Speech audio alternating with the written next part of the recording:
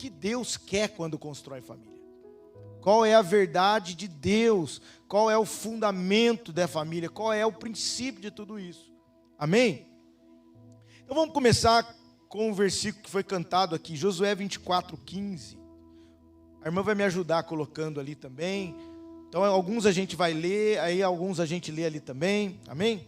Diz assim: mas se vocês não quiserem servir o Senhor, escolham hoje quem vocês vão servir. Se os deuses a quem os pais de vocês serviram do outro lado do Eufrates, ou os deuses dos amorreus em cuja terra vocês estão morando. Mas eu e minha casa serviremos ao Senhor. Aleluia. Foi maravilhoso, nós cantamos aqui: eu e minha casa serviremos a Deus, eu e minha casa serviremos ao Senhor. Mas vamos analisar um pouco esse versículo. Talvez você já ouviu alguém dizer, ou talvez você pensou ou falou isso. Eu mesmo, eu acho que eu já falei isso um dia na minha vida. Há uma promessa na palavra de Deus. Há uma promessa que diz que eu e minha casa serviremos ao Senhor. Quem aqui talvez já ouviu ou já pensou algo desse tipo? Levanta sua mão aqui para me entender. Sim, é comum. Só que quando você olha esse texto, Deus não está prometendo nada aqui. Não existe ninguém prometendo que eu e minha casa serviremos ao Senhor. Existe um homem chamado Josué se posicionando diante de um cenário em que tudo estava acontecendo e dizendo: vocês sirvam quem vocês quiserem, mas eu e minha casa serviremos ao Senhor. Então guarde o primeiro ponto aqui: eu e minha casa serviremos ao Senhor. Não é promessa, é posicionamento. Amém? Tudo começa por um posicionamento nosso. Às vezes a gente espera mudanças, a gente espera intervenções divinas, a gente busca aconselhamento para que alguma coisa mude na nossa casa, para que Deus melhore o seu marido, melhore a sua esposa, ou dê um jeito do seu filho. Mas às vezes a mudança começa com o seu posicionamento. Você precisa ser a mudança que você quer ver. Amém? Eu aconselho casais há muito tempo. Quem aconselha casais aqui vai saber, na maioria das vezes, quando você vai conversar com o marido, ele vai dizer para você, que é um aconselhador, o que a esposa dele faz contra ele. E a mulher vai fazer a mesma coisa. Ela vai dizer o que ele faz de errado. Geralmente eu encerro o aconselhamento não tratando o que o outro faz com aquela pessoa que eu estou aconselhando, mas geralmente fazendo ela pensar o que ela precisa fazer para que isso seja transformado. Geralmente aquela pergunta no final: tá bom, tudo isso que você explicou eu entendi, mas o que você pode fazer para que eu possa te ajudar? O que você pode fazer? Olha, Zaqueu, quando Jesus entrou na casa dele lá, a Bíblia diz que ele se posiciona. Você não vê Zaqueu reclamando da esposa, você não vê Zaqueu falando mal da Zaqueia, do Zaqueuzinho, né? Estou conjecturando o nome aqui.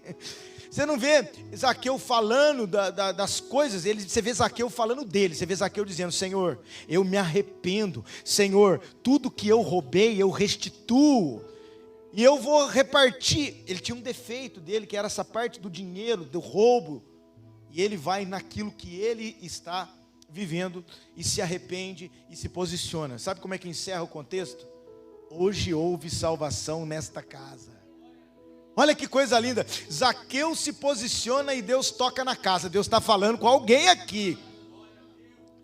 Zaqueu se posiciona e Deus toca na casa. Tem que começar com alguém. E sabe com quem que vai começar lá na sua casa? Com você. É porque é você que está aqui ouvindo essa mensagem. Se fosse para ser o outro, seria outro. Amém? Então, você precisa entender que o nosso posicionamento diante do cenário define mais o cenário do que as próprias coisas que estão acontecendo. Eu liberei uma palavra lá na nossa comunidade, quando começou esse negócio de política, desses dias aí, que vence, quem perdeu, como é que vai ser do Brasil e tal, um cenário incerto. Lógico que nós não vamos entrar nessa esfera, mas eu vou entrar, você vai entender por que eu estou falando isso. Mas diante desse cenário, eu vejo um homem na Bíblia que estava diante de um exército contrário, muito maior do que eles, diante de uma instabilidade, uma incerteza, mas ele ele construiu um posicionamento diante do povo, e o povo, não foi só o homem, o povo se posicionou, e olha o que aconteceu. Põe aí para mim, irmã, vou ver se eu lembro aqui, mas acho que é 2 Crônicas 20, verso 13, veio agora aqui para mim pôr esse versículo, nós vamos colocar ali e a gente lê mais fácil.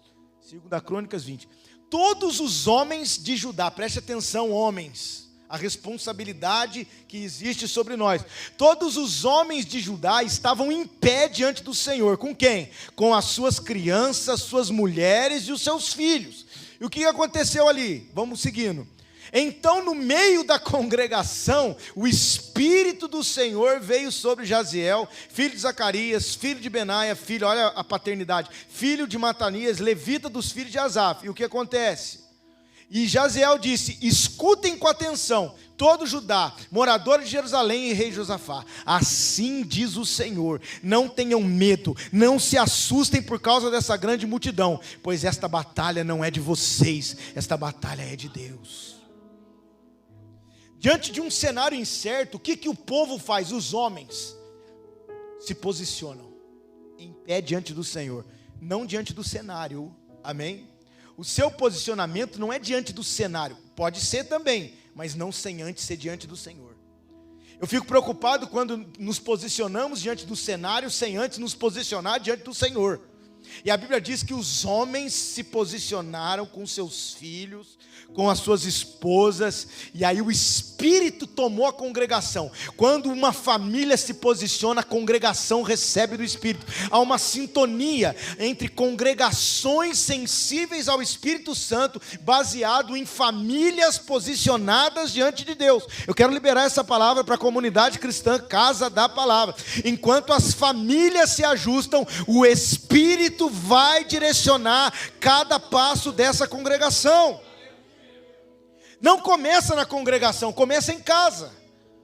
Aleluia, não começa na cidade, começa em Salmo 127. Se o Senhor não edificar a casa, em vão trabalhos que edifica. Se o Senhor não vigiar a cidade, em vão vigia o sentinela. Primeiro a casa, depois a cidade. Aleluia. Então, não é o que você tem que esperar que aconteça na congregação, tem que começar lá na sua casa. É Deus na sua casa, a sua casa na congregação, a congregação na cidade e a cidade nas nações. O posicionamento familiar diante de dias incertos é a coisa mais importante que nós vamos ter diante de tudo isso que nós estamos vivendo. Você quer um outro cenário? Quando Neemias foi reconstruir, estava tudo incerto. Não sabiam o que ia fazer, era um novo tempo, era uma nova perspectiva. Você sabe como que Neemias organizou a estrutura para trabalhar para Deus na reconstrução? Põe aí, irmã, Neemias 4:13, negócio de Bíblia. Nós vamos para a palavra hoje, Neemias 4:13, amém? 13, então eu pus o povo como? Por talento, por dom, por habilidade, por teologia? Não, por famílias, aleluia, nos lugares baixos, abertos, e por detrás da muralha, com as suas espadas, suas lanças e seu arco. E o que aconteceu depois? E depois de fazer uma inspeção, guarda essa palavra, inspeção, levantei-me e disse aos nobres, aos magistrados e ao resto do povo: não tenham medo deles, lembre-se do Senhor, grande e temível, e lute por quem? Pelos seus irmãos, pelos seus filhos, pelas suas filhas, pelas suas mulheres e pela casa de vocês. Que palavra é essa? Mas e abrir a porta do carro? Isso aí você não faz mais. Nós estamos falando de algo muito maior. Algo muito maior do que levar comida na cama, café na cama. Algo muito maior do que entender o defeito um do outro. Existe algo profético sobre a família e a construção de Deus nos tempos. Amém? Você quer mais? O avivamento dos últimos dias. Querido, se você estudar avivamento, você vai ver que cada avivamento produziu algo marcante na sociedade. Não foi nenhum igual ao outro. Eu estava falando isso com o pastor Lencar hoje. Teve avivamento na Bíblia, que quando na história, não só na Bíblia, mas na história da igreja, que quando veio, a marca registrada foi sinais, milagres, curas, morto ressuscitando. Teve avivamento que a marca registrada foi a volta às escrituras, reforma. Teve avivamento que a marca registrada foi construção de universidades, escolas. Todo avivamento tem uma marca. Ele trabalha no todo, mas tem uma marca. mas o avivamento dos últimos dias, deixa eu mostrar para você a marca desses últimos dias. Abacuque não, Malaquias capítulo 4, versos 5 e 6. Está entendendo? Alguém aqui está entendendo? Eu estou vendo que o negócio está crescendo aqui. Eis que eu enviarei o profeta Elias, antes que venha o quê? O grande e terrível dia do Senhor. Que dia que é esse, hein? Esse dia tão esperável, grandioso e terrível. Grandioso para quem está nele e terrível para quem não está. Amém? Antes que venha, fala de um tempo antes. Nos últimos dias vai vir uma unção profética, que ele denomina Elias aqui. E o que esse mover vai fazer? O que esse avivamento vai fazer? Vai converter o coração dos pais aos seus filhos e dos filhos aos seus pais. Querido, eu creio plenamente que o avivamento dos últimos dias terá como sua marca registrada uma formação de famílias poderosas para Deus. Vai ter cura, vai ter sinais, vai ter escritura, mas vai ter famílias alinhadas com o Senhor. Amém? Deus vai levantar um exército, querido. Por isso que é um tempo muito difícil. Por que você acha que estão atacando as nossas famílias? Por que você acha que as ideologias vão se levantar cada dia mais contra a família? Por que você acha que o divórcio está aumentando? Por que você acha que tudo isso está acontecendo? Porque a gente sabe muito bem o valor e a importância do avivamento de Deus dentro de uma casa. Quando a gente vê aquele texto de Ezequiel 47, do vale de ossos secos, é um texto muito conhecido, que Ezequiel profetiza ali no vale, junto com Deus ali, e ali constrói um exército para Deus. E sabe como é que começa? A Bíblia diz assim, ó, quando ele profetiza, está tudo os ossos, ele diz assim, ó, eu profetizei como me foi ordenado, e ouvi um barulho de ossos que se batiam com os ossos e se ajuntavam. Primeiro levante de um exército, primeiro ponto que Deus levanta um exército em Ezequiel 47, osso com osso. Alguém aqui já está entendendo. Quando Adão recebe a sua mulher, que é tirada de dentro, e Deus forma a mulher, e Deus entrega essa mulher para ele, o que ele diz? Essa sim é ossos dos meus ossos e carne da... Deus vai levantar um exército na terra a partir de casamentos estruturados, de famílias alinhadas. Eu sei que esse texto de Ezequiel está falando de algo específico de Israel, mas existe uma sombra escondida ali, a respeito dos ossos com os ossos, comunhão. Amém? Então é muito importante a gente ver o posicionamento. Como a gente vai colocar a nossa casa, como a gente vai cuidar dos nossos filhos diante de tudo que está por vir. Querido, é a geração mais difícil para criar filho, é essa que a gente tem hoje. A informação está acessível. Uma criança de 7 anos tem mais informação que o imperador Nero, foi imperador de Roma no tempo que destruiu lá um monte de coisa em Jerusalém, o povo lá. Está entendendo? Essa informação ela está acessível para atacar a mente dos nossos filhos.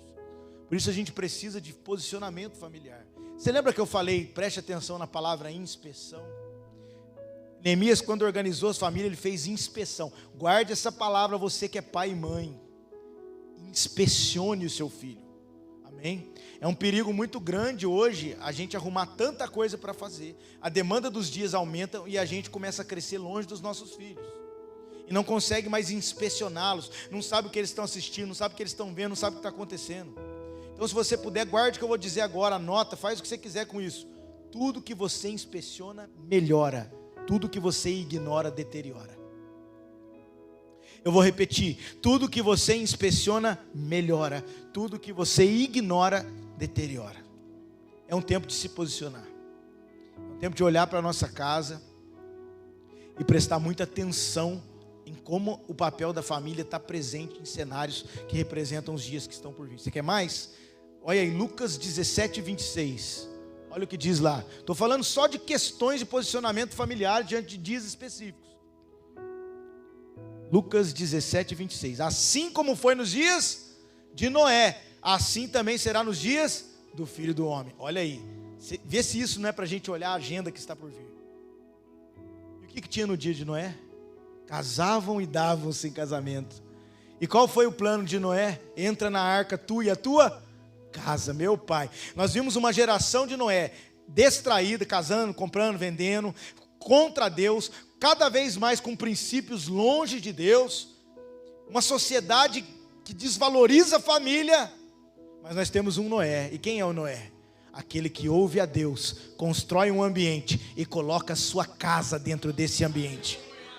Pastor, o que eu vou fazer? Você é homem, me escuta isso. Qual é a minha missão nos próximos anos? Ouvir a Deus, construir um ambiente a partir do que ouviu e inserir a sua casa dentro desse ambiente. Porque se os últimos dias serão como nos dias de Noé, a essência ali não é o que acontece nos dias, é quem são os Noés dos dias. Note que a Bíblia não diz serão como nos dias do dilúvio, diz serão como nos dias de Noé. O dilúvio era a moda do momento, era tudo. Mas quando Jesus vai citar isso, ele fala, não, vai ser como nos dias de Noé. Porque para Deus o importante não é o que vai acontecer nos dias, mas é quem Deus vai levantar nesses dias. E qual é a marca desse povo? Família, entra na arca tu e a tua casa. Que homem é esse, hein, pastor Gustavo? Que tipo de homem é esse que está andando na contramão de todo mundo? Não é? Não chove, não tem nada, o cara está construindo um negócio que está andando na contramão de todo o sistema. Louco, sendo taxado de louco. Mas a família dele abraçou o projeto e foi com ele até o final. Eu quero ser esse tio, querido, não critique Noé, você pode precisar de uma carona dele. Amém? Homens que ainda que não são entendidos pelo mundo, eles estão construindo algo a partir do que ouviram de Deus. E a sua casa está fazendo parte.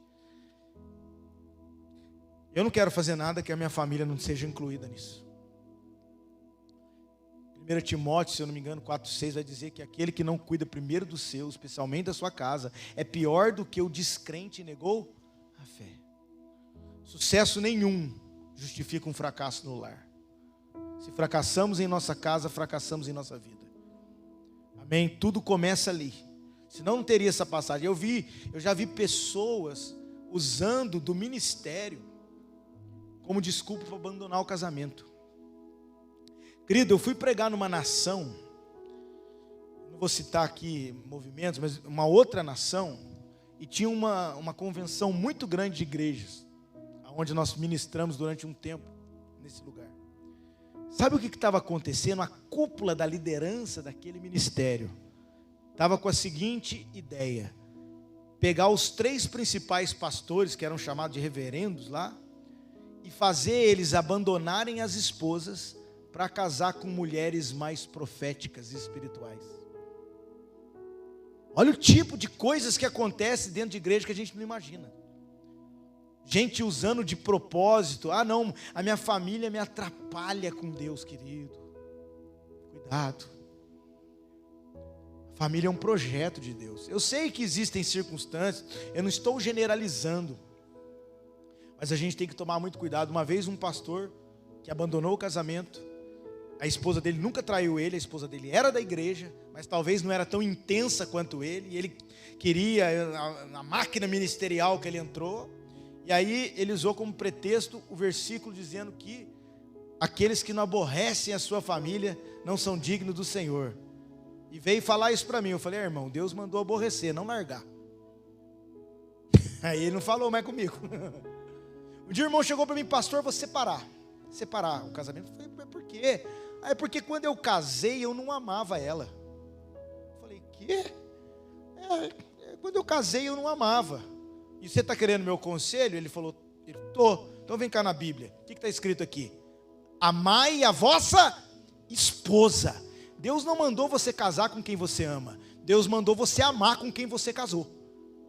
Então vai que é tua, Tafarel, eu falei para ele. Amém? Ele falou, esse pastor meio louco. Querido, quem disse que o amor ágape é um sentimento de borboletinha voando? O amor ágape se constrói com o tempo. Ninguém casa amando 100%, você nem conhece tudo dessa pessoa. Você casa amando sim, mas o ágape, o amor pleno, a essência do amor, que tudo espera, tudo crê, tudo suporta, ele é construído a partir da sua vida com Cristo, porque Cristo habita em vós e Ele é amor. Está entendendo? Mas hoje tem um monte de desculpa para largar. Eu sei que a Bíblia traz requisitos como separação. Coríntios 7 fala quando um é crente, o outro não é e quer se separar. Tem alguns requisitos, mas no geral Deus sempre trabalha para a unidade da família. No Velho Testamento ele ainda abomina o divórcio, no Novo ele também não quer o divórcio. Amém? Essa ideia de divorciar sem motivo, uma palavrinha que eu fico injuriado quando eles falam, é incompatibilidade de gênio. Isso é desculpa para quem é egoísta e não quer se submeter a uma ordem coletiva. Desculpa, querido, eu sou bravo com isso aí mesmo. Mas é para o seu bem. Amém? O maior responsável por separação de casamento hoje não é dinheiro, não é sexo, não é incompatibilidade de gênero, é dois orgulhosos debaixo do mesmo teto. Cada um querendo viver sua perspectiva individual. Eu fui aconselhar um casal, aí sentei lá e começou. Não, porque ela, porque ele, e aí ela é você, e ele é você, daqui a pouco sobrou para mim, e você também, pastor. E eu falei, opa, calma aí, irmão. Que não sei o que. Estava bravo, o negócio estava feio lá. Então fala então, pastor, fala o que está acontecendo então com a gente. Jogou tudo para mim. Falei, vou falar. Aleluia. O que está acontecendo é que vocês são dois solteiros vivendo debaixo do mesmo teto. Aí a cabecinha baixou assim. Está entendendo? Não é fácil, querido, mas a natureza de Cristo, ela nos ensina a ser coletivo. Casamento é uma união de dois grandes perdoadores. Essa pessoa, quem está casado aí, levanta a mão para mim saber aqui. Essa pessoa que está do seu lado, se está com você, quem não está, você pensa nela agora. Essa é a pessoa que mais vai te ferir na vida. Mas também é a pessoa que vão trazer os melhores momentos da sua vida.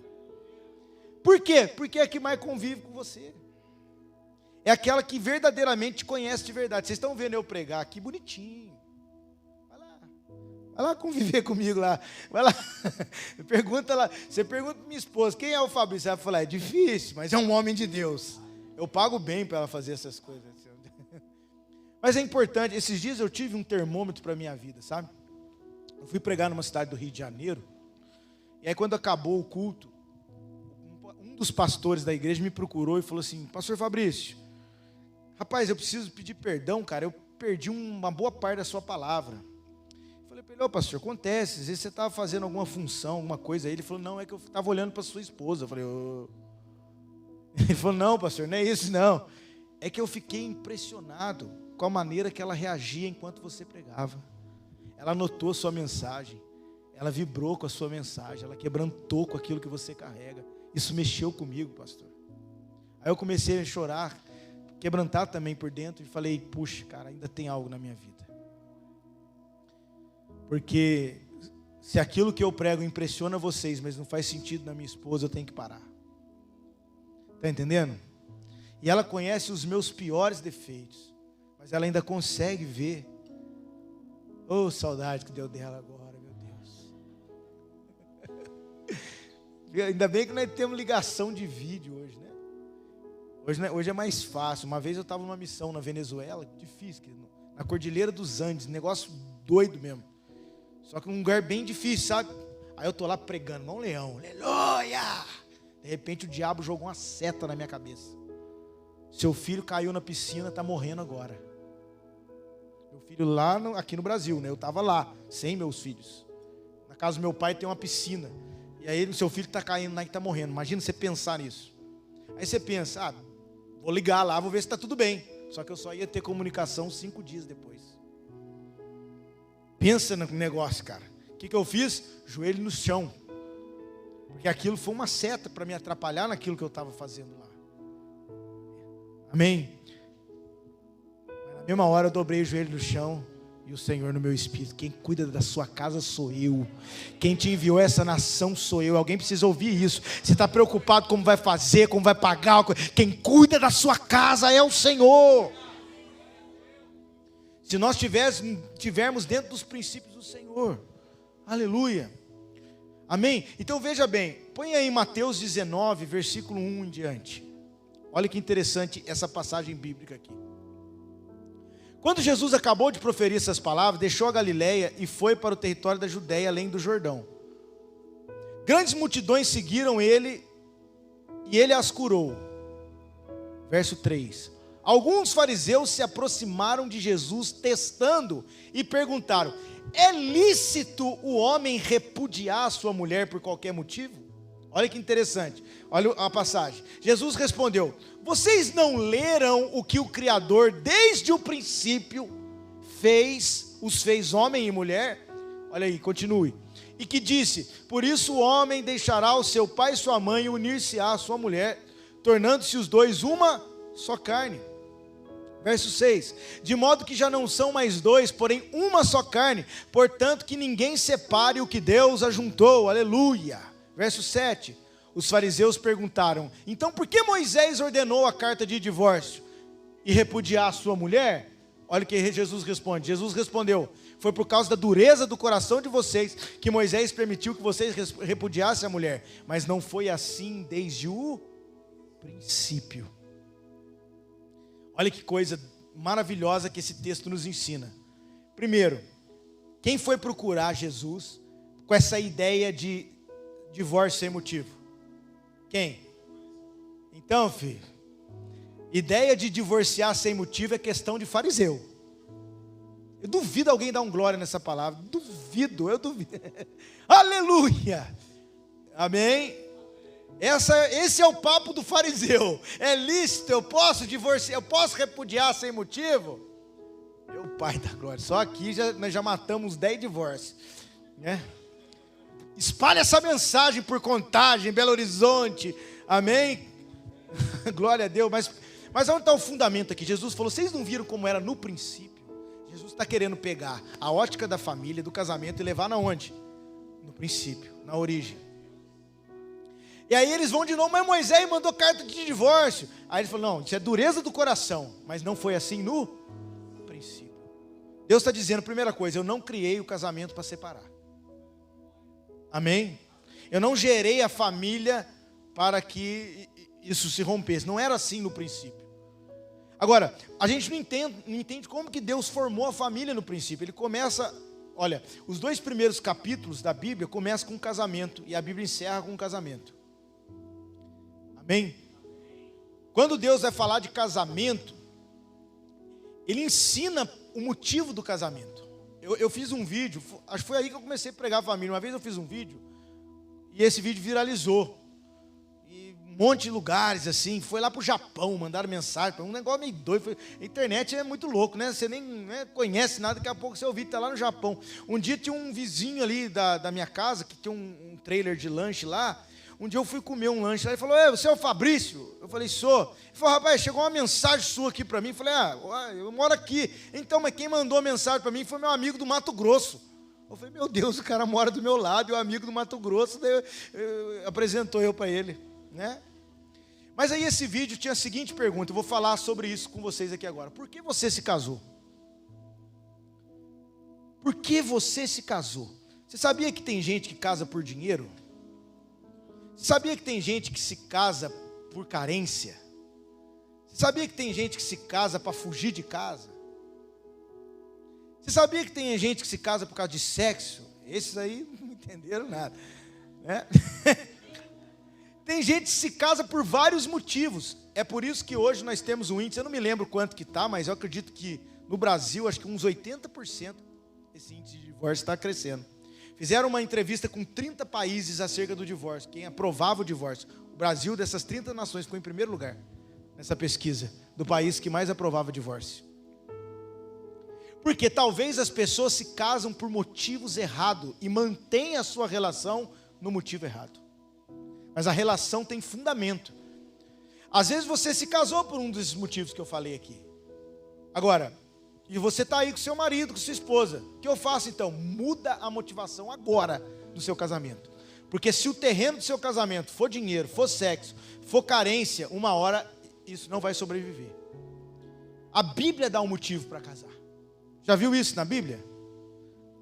Efésios 5:31, olha aí. Eu não sei como é que vai estar nessa versão, mas tem umas versões que é bem interessante. Efésios 5:31. Eis porque, em algumas versões está por esse motivo, ou por isso. Por quê? Por esse motivo, o homem deixará seu pai e sua mãe, unir-se-á à sua mulher, tornando-se os dois uma só carne. Verso 32. Grande é esse mistério, mas eu me refiro a Cristo e à igreja.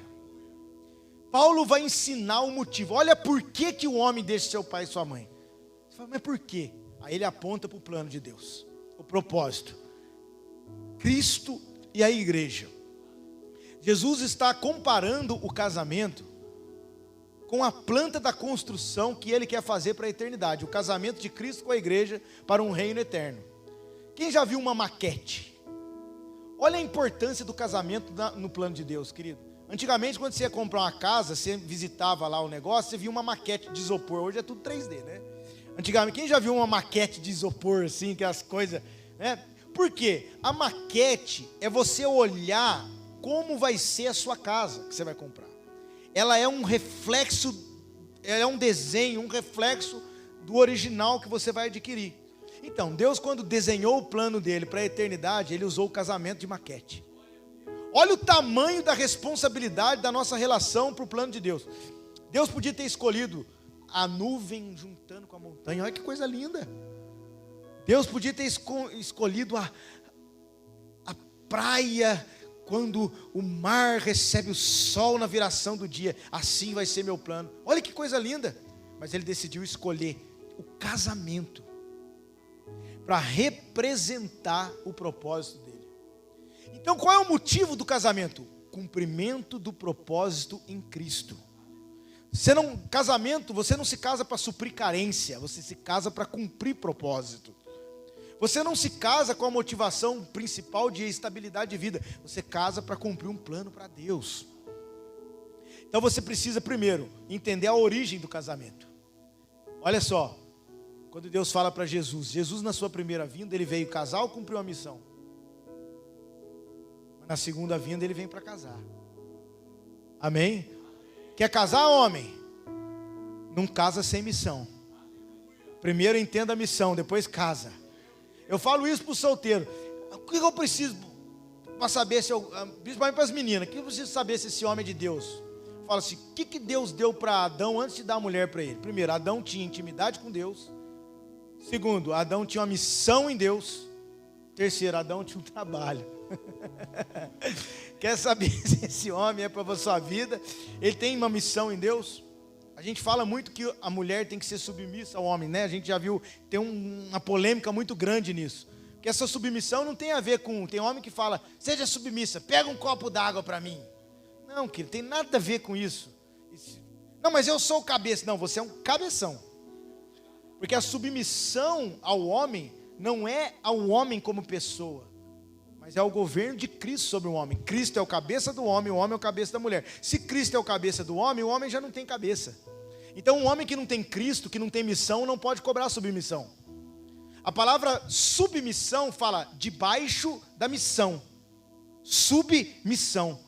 Quando Deus está dizendo que a mulher é submissa ao seu marido, ela está na missão com o seu marido. Então um homem que não tem missão vai cobrar que tipo de submissão? Alguém aí dá um glória para os homens, aleluia. Amém? O homem tem que ter clareza na sua missão. Assim era no princípio, Adão era completo. Adão era realizado. A palavra Adão traduzida é homem completo. Está entendendo? Então Deus, quando vai tirar a mulher de dentro do homem, Ele vai tirar a mulher de dentro de um homem completo. O desejo de Deus para as mulheres é extrair as mulheres de dentro de um homem completo. Um homem que está realizado. O que é um homem completo? É perfeito? Não, eu falei completo. Um homem pleno em Deus. Um homem totalmente pleno em Cristo. O desejo de Deus para as mulheres é que elas sejam formadas com a espiritualidade de um homem pleno em Cristo. E também com a sua particularidade com Deus. A mulher também exerce o seu sacerdócio com Deus. Ela também acessa a Deus. Entende? Mas o que a gente vê? Às vezes, homens que não assumem seu compromisso em Deus, querendo gerar um relacionamento. E aí uma mulher também que não é completa. No princípio não era assim. Amém? Eu acredito, querido, que Deus não dá para você, homem, uma esposa. Ele dá para você uma mulher. A esposa é o que ele extrai de dentro de você para formar. Meu Pai da glória, amém? Ele vai te dar uma mulher. Agora, a partir daquilo, esse é o princípio, foi assim no princípio. Amém? Olha para esse marido seu aí do seu lado e fala assim: está aí dentro. Às vezes tudo que você precisa para estar estabilizado está dentro desse homem aí. Só que alguma coisa está acontecendo que não apareceu ainda, mas está aí. Mas olha, você não conhece meu marido, pastor, aí você não conhece eu também. Preste atenção que eu vou dizer. Casamento não é você casar com a melhor pessoa, mas é você extrair o melhor dessa que você casou. Você pode ter certeza que existe. Agora, eu não estou dizendo quando a pessoa é fora de Cristo. Amém? Se o marido é fora de Cristo é diferente. Aí a mulher vai joelho no chão, que a sua fé santifica o teu marido. Está escrito na Bíblia. Amém? Mas é inconcebível a gente ver as mulheres despontando com Deus, elas buscando, elas orando, e os homens. Querido, isso é sério, hein? Os dias de hoje, nós estamos vendo isso acontecer. Uma menina de 22 anos está saindo da faculdade, pensando em mestrado, doutorado, assumindo compromisso na igreja, e o homem com a mesma idade está lá, viciado em Free Fire. Grudado na barra da saia da mãe. O que está acontecendo? Está entendendo? Nós vivemos uma geração de homens fracos e mulheres fortes. Eu digo uma palavra sempre: homens omissos, mulheres controladoras e filhos rebeldes. Um se alimenta do outro. Não entendeu? Vou explicar. Homem banana, mulher abacaxi, gerando filho pepino. Meu Deus, agora ficou mais fácil. Agora, onde começa isso? Homens incompletos em Deus, querendo formar suas famílias. Eu pego mais firme com os homens, porque Deus fez isso. Mulher comeu o fruto, o homem comeu um fruto. Na hora da correção, quem Deus chamou primeiro? Está entendendo? Tudo bem que a mulher, eles eram um, né? Tanto que em Gênesis 5, e os chamou de Adão, né? Mas ali você vê a responsabilidade. Ele vai dar primeiro a sentença do homem, depois da mulher e depois da serpente. Existe uma responsabilidade. E a gente puxa firme com os homens, porque o maior problema para mim hoje da disfunção familiar e os problemas sociais é a omissão masculina. Existe o controle feminino? Existe o feminismo crescendo? Existe. Tem mulher que é difícil também, querido. Eu estava vendo, vou pegar as mulheres um pouquinho, senão os homens vão ficar tristes comigo. Eu estava vendo um documentário, o louva-a-Deus. Já viu esse inseto louva-a-Deus? Um inseto, eu olhei, o louva-a-Deus, falei, nossa, esse inseto, nome bonito, acho que é crente esse inseto, louva-a-Deus. Olha, cara, só pode ser crente, louva-a-Deus, que nome bonito para dar para o inseto. Aí eu vendo, na hora do acasalamento, louva-a-Deus, macho fica fêmea. Depois de acasalar, louva-a-Deus, fêmea, come a cabeça do louva-a-Deus, macho. Eu falei, meu Deus, que inseto jezabélico. Aí veio uma palavra no meu espírito, tem muita mulher assim, louva a Deus na igreja, mas na casa come o governo do marido. Aleluia! Você achou que vocês iam escapar, né? Amém? Então existe sim, mulheres querendo entrar, assumir coisas. Toda mulher que quer assumir um governo que não foi lhe dado, muitas das vezes ela sofre, ela está cansada. Mas na maioria das vezes ela assume por causa da omissão do camarada. Eu aprendi que o feminismo não é o maior problema. O câncer dessa geração é a omissão masculina. O feminismo é só uma tentativa de botar um band-aid no câncer. Pensa aí. Amém? Os homens se posicionando. Mas eu acredito, querido, que Deus está despertando muito homem profético nesses dias. Sabe o que eu tenho orado? Deus vai começar a erguer homens nessa nação. Homens que oram, que buscam, que consagram as suas casas, que têm autoridade dentro da sua casa. Homens que recebem. E tem mulheres que estão trabalhando para que isso aconteça. Estão construindo um ambiente para que os seus homens evoluam, para que eles sejam abençoados. Mulheres, você não tem noção o poder que há em vocês de fazer, multiplicar aquilo que Deus colocou no homem. Olha na gravidez, quem põe a semente? O homem. Mas quem faz ela crescer? Quem cria um ambiente para que ela germine de fato? A mulher. Você não tem noção o que você é capaz de fazer com a sua fé dentro da essência da vida do seu marido. Faço uma pergunta para você: o que você está fazendo com a semente do seu marido? Vou dar uma palavra para você, mulher, mas quem vai dar o glória vai ser os homens. Não fala mal do seu marido para ninguém. Fala para ele. Pega ele. Mas no que depender, você está aqui para potencializar a semente do seu marido. Ah, mas ele está vivendo errado. Vai na palavra. Dobre o seu joelho. Confronta. Porque a mulher também pode confrontar um homem nesse sentido. A minha mulher confronta eu tanto. Sabe como é que ela confronta? Eu ficando quieta. Cara, um dia eu vi de fato isso acontecer. Eu sou sanguíneo, já perceberam, né? Eu cheguei, não porque isso, porque aquilo, sabe? Quase, cutucando ela, querendo, ela quieta. Eu estava louco para tretar. Não sei se aqui é esse termo. É porque isso, e ela quieta. Aí de repente, eu fiquei mais doido ainda. Eu falei, você não vai falar nada? Ela falou, vamos orar.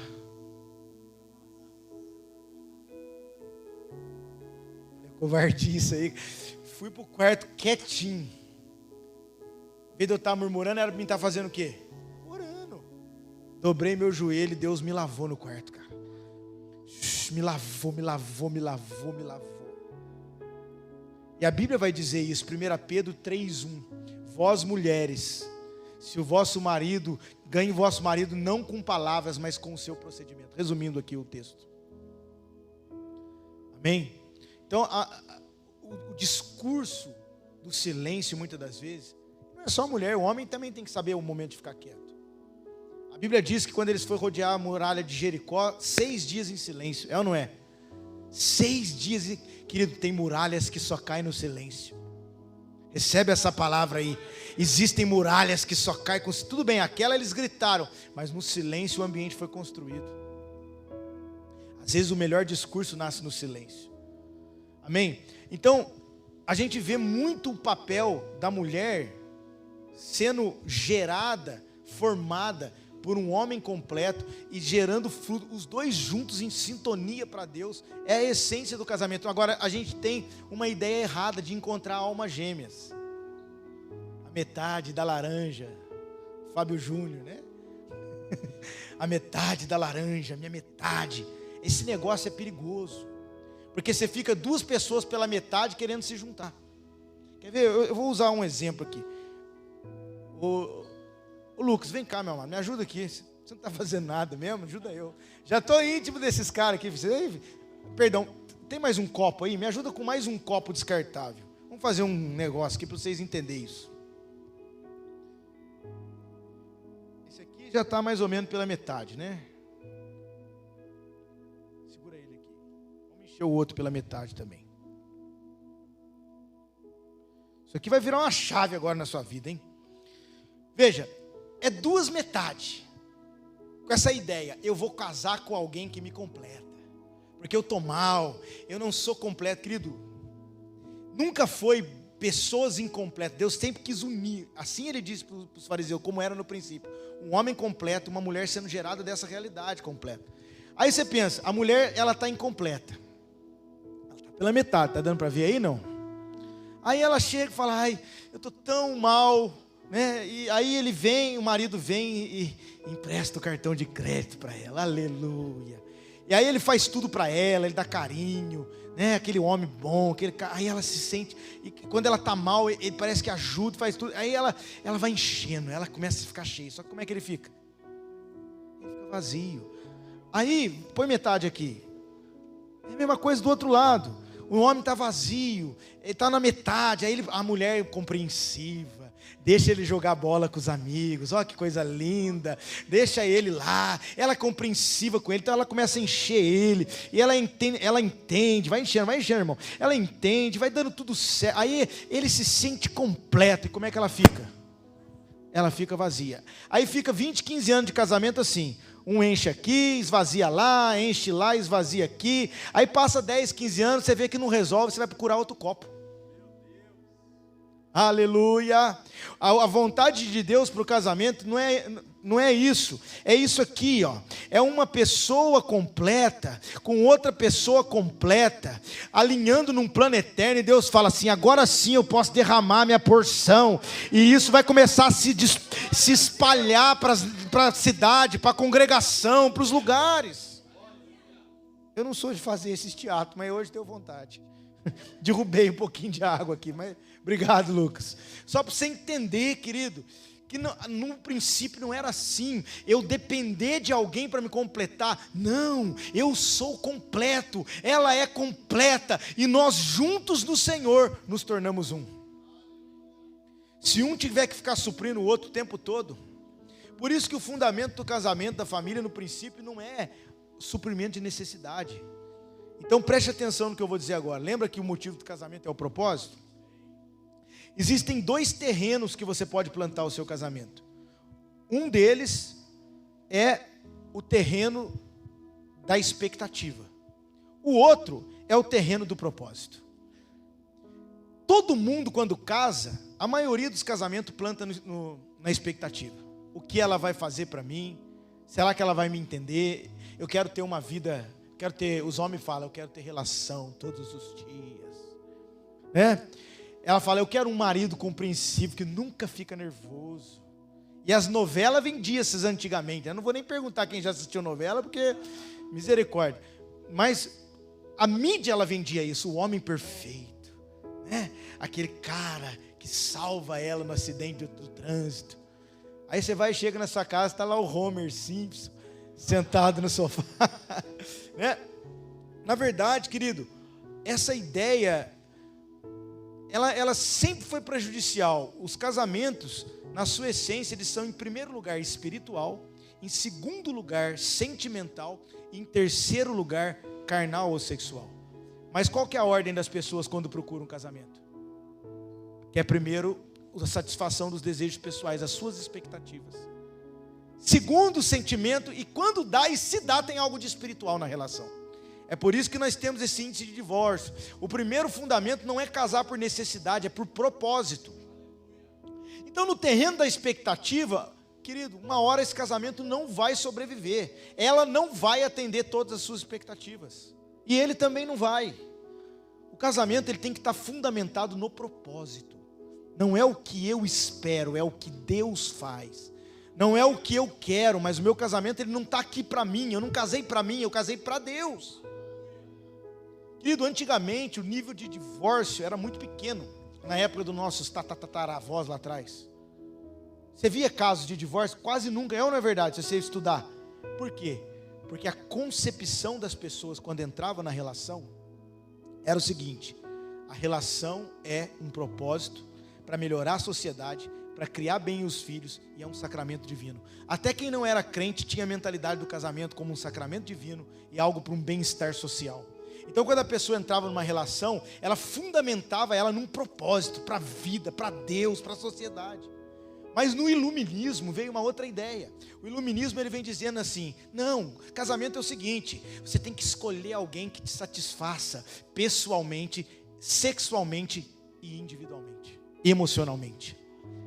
Assim mudou o fundamento. Hoje é essa a realidade. As pessoas, quando vão casar, elas não pensam num propósito para a sociedade, um plano para Deus e uma constituição de família para um propósito eterno. Elas pensam em: eu vou achar alguém que me satisfaça sexualmente, pessoalmente e emocionalmente. E aí, quando entra na relação, você acha que uma relação vai sempre satisfazer você emocionalmente? Ou sexualmente, ou pessoalmente? É por isso que o divórcio é absurdo nos dias de hoje. Porque essa mentalidade invadiu a sociedade. Mas o casamento não é formado para atender a minha e a sua expectativa. O meu casamento é formado para cumprir o plano para Deus. E quando você põe o seu casamento no terreno do propósito, as coisas mudam. Porque quando a expectativa não é suprida, você aprende a olhar mais para o propósito da relação do que para o defeito do cônjuge. Aleluia! Quando o seu casamento está no propósito, você sofre os danos do processo, você persevera porque sabe que aquele vento vai passar e uma hora o propósito vai ser maior do que o momento. Escuta, querido, o propósito é sempre maior do que o momento, mas está doído, mas está difícil. Olha o que eu estou passando, o propósito é maior do que a sua dor. Quando o casamento está no propósito, ele tem força para vencer as tempestades. Quando o casamento está no propósito, ele tem os deveres do propósito, mas ele tem os benefícios do propósito. Se o casamento está fundamentado não no que você quer, mas num propósito para Deus, independente da circunstância, a tribulação não derruba seu casamento, porque dentro do propósito, a tribulação produz paciência, paciência, experiência, experiência, esperança. Está lá em Romanos 5, 3, 4 e 5. A provação não derruba, porque dentro do propósito, Tiago 1,12 diz: feliz é o homem que suporta a provação, porque depois de aprovado, receberá a coroa da vida. Mas eu estou com fraqueza, ele tem fraqueza, ela tem fraqueza, mas no propósito, 2 Coríntios 12, 9 diz que o poder de Cristo repousa sobre a sua fraqueza. Aonde está o seu casamento? Na sua expectativa? Ou ele é verdadeiramente o propósito para Deus? Porque se ele é o propósito para Deus, ele não é mais seu. Você não tem direito de deixá-lo porque alguma expectativa não foi suprida. Agora, se ele é seu, você faz com ele o que você quiser. Deus não criou o casamento para ser nosso, ele criou o casamento para ele. E nem os seus filhos são seus, porque aqui está escrito que o filho é herança do Senhor. Você é só um mordomo para cuidar deles para o plano de Deus. Sabe qual é o problema? Que a gente quer tudo para nós. A gente tem uma igreja triunfalista que aprendeu a vitória, é tudo meu, eu tenho isso. E eu sei, a igreja é vitoriosa, Cristo é vitorioso. Eu já li, como diz Billy Graham, eu li a última página da Bíblia, vai acabar tudo bem. Mas enquanto isso, nós temos que aprender a renunciar por causa do propósito. Você quer mudança? Então pega o que eu vou dizer agora. Às vezes a mudança que você tanto precisa está na renúncia que você tanto não faz. Mas às vezes a gente não renuncia porque os nossos desejos gritam mais alto que o propósito de Deus. Batalha, querido, batalha pela família. Eu sou fruto de pais e mães que batalharam. Eu ia contar talvez esse testemunho amanhã, mas algumas coisas importantes a nível de família. Amém? Então Jesus está dizendo como era no princípio. O casamento como um propósito. O homem e a mulher nos seus devidos lugares. E a família colhendo dos frutos da obediência ao Senhor. Eu quando vou pregar em casamento, eu sempre uso um exemplo. Para mim, o que mais representa casamento é aquela dança de casais de patinação no gelo. Quem já viu? É lindo de ver aquela dança de patinação no gelo. E geralmente é casal mesmo que faz, os campeões lá. Casal, né? Homem, marido e mulher. Não é uma regra, mas é muito, acontece muito. E o que eu percebi? Que o que mais dá ponto para o casal ser campeão, não é o quanto os dois são bons no patins, mas é o quanto os dois patinam sincronizados. Alguém aqui está entendendo? Um casamento estruturado não é o quanto o homem é bom, quanto a mulher é boa, mas é a capacidade dos dois sincronizar no propósito. O que mais define ponto para eles é o ato dos dois estarem sincronizados nas manobras. Eu acho fantástico isso. E aí você vê, por a mulher ser mais leve, ela se movimenta mais às vezes que o homem no patins. Ela vai, ela gira, ela dá uns negócios e ele fica só lá. E na vida é assim, as mulheres têm uma capacidade tremenda. Querido, a minha esposa está lá no fogão, com o menino no colo, mexendo na panela, falando no telefone e escuta o que eu falei lá na sala.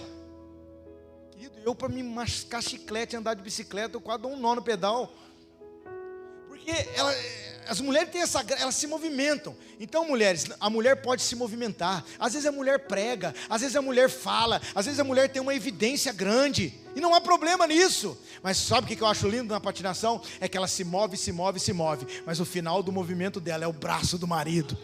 Aleluia! Ela faz, e quando encerra a manobra, quando encerra o dia, você tem um braço de um homem que te protege, que te provê e que te promove. E se não está acontecendo isso, em nome de Jesus, Deus vai começar a mover isso na sua família. Porque ela faz a sincronia dos dois e o final do movimento. Mas aí você já viu toda a dupla que ganha? Quando a mulher se move e volta para o braço dele, ele levanta. Quem já viu assim? Ele levanta ela para o alto assim, ó. Uau! Porque o final da mulher pode ser o braço do marido, mas o final dos dois é Cristo em nós, a esperança da glória. Isso é casamento, os dois sincronizados, assumindo os seus papéis e apontando toda a casa para Cristo. Querido, ninguém arrebenta um cordão de 3 dobras. Que dobras são essas? Você, tua mulher e Cristo. Eu posso dizer nessa noite que você está vivendo um triângulo amoroso. Aleluia! Eu, a minha esposa e Cristo. Nada pode parar uma relação que está fundamentada na sua essência. Sabe por que muitas vezes se separa? Porque as pessoas não estão vivendo o propósito, elas estão vivendo a expectativa. Querido, posso dizer uma coisa? Casamento não é filminho de comédia romântica, não. Às vezes é filme de ação, de aventura, às vezes é de terror. Amém? Mas a gente tem essa mentalidade, porque a gente cresceu assistindo filminho. PS, eu te amo. Jack! Oh, Jack! Não, querido, na prática não é assim. Amém? Exige renúncia, resiliência, capacidade de se amoldar a um propósito, de vencer as etapas, de vencer frustrações. Criar filho é ensinar os filhos a vencer frustrações. Nós estamos vivendo uma geração que evita que as crianças se frustrem. A gente faz tudo para as crianças não se frustrar. Isso é horrível, porque as frustrações é o que levam elas a aprender a lidar com a vida. A psicologia chama isso de síndrome do imperador. Estão criando criancinhas, reizinhos, imperadorzinho, não pode tocar, não pode falar, não pode fazer nada. Antigamente, a professora notificava seu filho, a mãe corrigia o filho, hoje briga com a professora. Meu Deus. E a gente não vê como essa... E os avôs cooperam, hein? O avô, quem é avô? Tem algum avô aqui hoje? Os avôs dá tudo. Eu aprendi uma definição de avô. O avô é um animal brabo que os filhos amansaram para os netos subir em cima. Mas é a vez dele, deixa os avós, é a vez deles. É o momento dele. Mas, querido, a gente precisa ensinar que família não é comédia romântica. Nós estamos falando de guerreiros que serão levantados para os últimos dias. Eu estou ensinando meu filho a ser guerreiro. Meu filho, quando tinha 5 anos, 6 anos, eu estava jogando bola com ele lá, botei 2 golzinhos, caixote, fomos lá. Aí deixando, né? Ele fez 1-0, 2-0. Gol! O pai brinca com o filho. Eu falei assim, hoje é o dia do treino. Peguei a bola e comecei, chapelei ele, dei vão de perna, fiz 2-1, 2-2, 3-2, 4-2, 5-2, 6-2, acabei com a vida dele no jogo. Aí ele pegou e fez um bicão. Desse tamanho, eu vou jogar mais não, E foi saindo, eu falei, vem cá, senta aqui, filho. Deixa eu dizer uma coisa para você. Na vida, às vezes a gente ganha, mas às vezes a gente perde. E você tem que aprender a perder e continuar o seu propósito. Agora enxuga a sua lágrima e volta para o jogo. Aquele dia foi muito lindo, cara. Aí outro dia ele já estava um pouquinho maior jogando videogame, ele com um amigo meu, o pastor Ronaldo. Quer testar se o pastor Ronaldo, quer descobrir se esses caras são de Deus, joga uma partidinha de futebol. Aí estava lá o Isaac, meu filho, jogando com o Ronaldo. E o Ronaldo deu uma coça nele no futebol. Aí o Ronaldo falou assim, agora vai lá chamar seu pai lá para te defender. Aí eu passei no corredor assim, o Isaac falando, não, tio Ronaldo, eu já aprendi a perder. Aí eu gritei de lado, então ensina o tio Ronaldo. Ensina ele. Tá entendendo? Porque se a gente criar os nossos filhos sem processo, imperadorzinho, a vida vai bater neles uma hora. E a vida bate do rito, queridos. Então tem hora que nós aprendemos que o casamento, a criação de filhos, segundo a origem de Deus, é aprendermos a levantarmos como um exército. Amém? A levantarmos verdadeiramente com posicionamento. É renúncia, mas é glória. Querido, não há nada melhor do que uma família estruturada. Uma família estruturada é um evangelista em potencial. Só de você ter um casamento estruturado, você está comunicando a Cristo, porque é como Cristo é a igreja. Amém? Então, nossa relação, nosso casamento tem que estar fundamentado na origem. A origem é o propósito. Aleluia, mas pastor, está tão difícil. Um dia, um pastor me ligou, separando o casamento, vivendo um momento terrível. Aí eu falei, como é que você está? Cara, estou num furacão. Não sei o que eu vou fazer, minha vida está um furacão. Aí me veio uma palavra no Espírito, eu mandei para ele. Furacões podem ser terríveis, mas ainda assim são ventos temporários.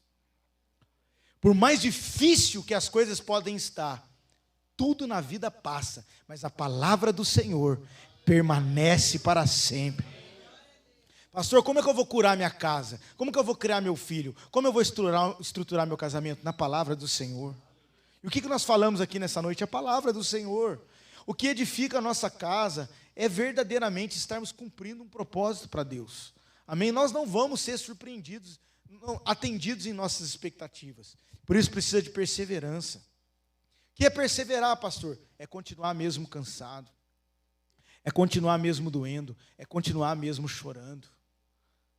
Salmo 126 diz: aqueles que foram chorando plantar, olha, a Bíblia diz que eles foram andando e chorando. Fala comigo, chorando e andando. Você pode até chorar, o que você não pode é parar. Sabe como é que encerra o texto? Aqueles que foram plantar chorando, voltaram colhendo com alegria os feixes nas suas mãos. Talvez você esteja um momento da sua família que você está plantando chorando. Mas se você perseverar no propósito, se o propósito for maior dentro de você do que tudo que está acontecendo, você ainda vai voltar colhendo com os feixes na mão. Eu já vi muitas famílias improváveis que tudo poderia ter acabado. Mas Deus fazer uma grande obra. Aleluia.